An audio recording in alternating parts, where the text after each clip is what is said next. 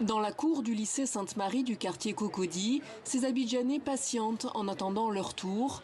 Ils sont ici pour récupérer leur carte d'électeur avant le vote de samedi.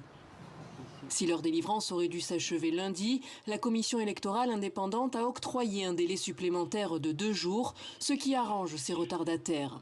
Oui, c'est une bonne chose, parce que quand même, ça peut donner l'opportunité à tout le monde de venir chercher la carte, parce que peut-être que pour des raisons, pour d'autres raisons, il y a des gens qui ne pouvaient pas venir. Donc c'est toujours une bonne chose pour la démocratie.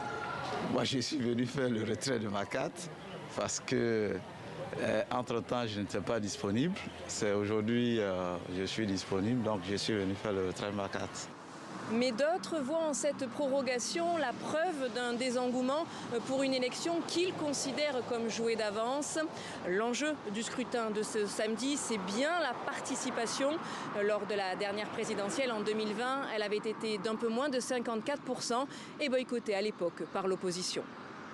Mais pour ce politologue, il n'est pas certain que le scénario de 2020 se reproduise cette année.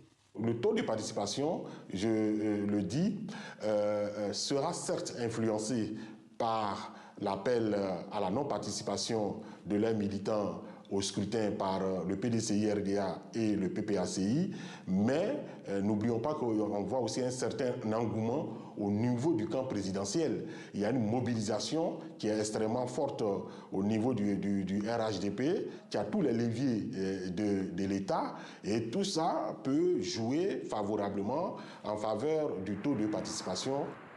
Quant aux électeurs qui n'auraient pas pu retirer leur carte, ils pourront le faire samedi, jour du scrutin, une mesure qui existait déjà aux présidentielles précédentes.